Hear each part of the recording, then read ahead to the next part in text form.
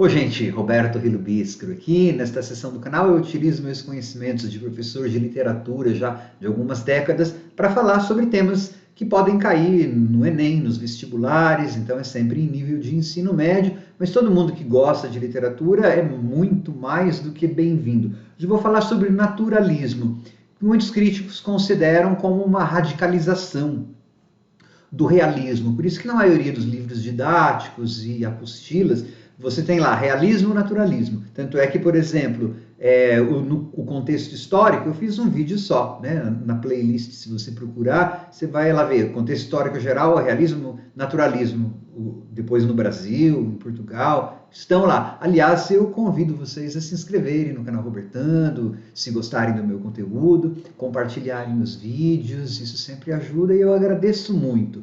O termo naturalismo foi cunhado pelo escritor francês Émile Zola, o mais importante dessa escola literária, né? O Émile Zola, autor de romances muito importantes, como Germinal. Naturalismo porque a ideia era aplicar nas letras os métodos investigativos das ciências naturais, naturalismo. Daí, então, que eram coisas que estavam muito em voga, né, no final do século XIX, teoria do Darwin, determinismo, dá uma olhada no contexto histórico. Eu vou acabar falando uma ou outra coisa neste vídeo de raspão, mas é melhor que você dê uma olhada no vídeo do contexto histórico, que eu falo com mais vagar, tá? Então, eu vou até ler aqui uma frase do Zola, que dá para tirar várias das características, né? Então ele disse assim, ó, o naturalismo nas letras é igualmente o retorno à natureza e ao homem, a observação direta, a anatomia exata, a aceitação, olha só, aceitação da pintura do que existe. Tá? Então é você pegar ideias da ciência e métodos da ciência e aplicar na literatura. Então, quando ele fala assim, por exemplo, o retorno à natureza, por isso que é muito comum nos textos naturalistas a zoomorfização das personagens, atribuir e comparar essas personagens, outorgar, né, dar a essas personagens características animalescas. Você vê, por exemplo, em livros como o Cortiço, né? E ao homem, a observação direta, a anatomia exata. Então, eram romances altamente descritivos, tá?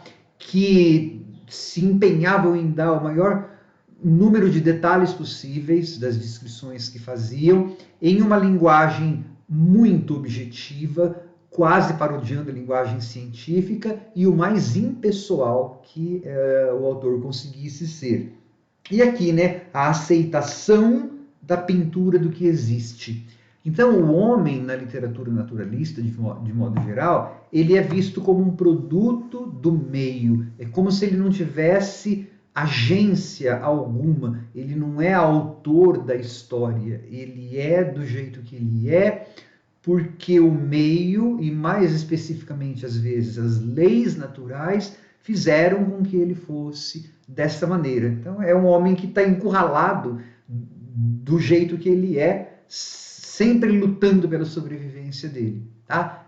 Daí a predileção dos naturalistas por personagens e por situações do ambiente cotidiano, que eles chamavam das classes inferiores. Olha como isso já coloca as personagens, às vezes, primeiro numa situação hierárquica que você já está julgando, isso porque eles queriam ser impessoais, né?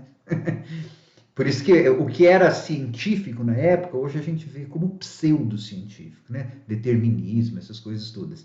Se você, a priori, já fala que as personagens que estão sendo descritas são da classe inferiores, você já fez um julgamento de valor sobre elas, tá?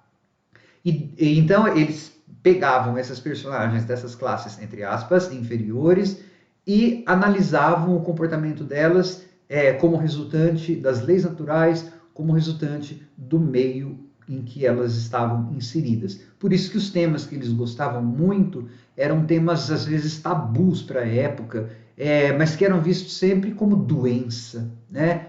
Então, homossexualidade vista como tara sexual, incesto, infidelidade, né? Adultério, pobreza, alcoolismo, uma desgraceira só, né?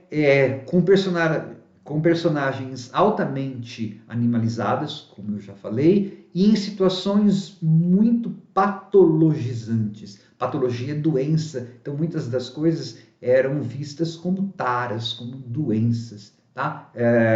Isso, depois eu vou fazer um vídeo das diferenças entre o realismo e o naturalismo, tá? Mas só para dar uma dica, a pegada do realismo já era uma coisa mais de observação psicológica, né, de observar a personagem de dentro para fora. O naturalismo tinha uma tendência de observar a personagem de fora para dentro. Ela nada mais era do que uma marionete quase. Ela não tinha possibilidade de escapar da genética, da hereditariedade, né? Então, eles lidavam com o que a ciência dizia na época, ou o entendimento que eles tinham da ciência da época, tá? Basicamente, esse é o naturalismo. Tchau, pessoal!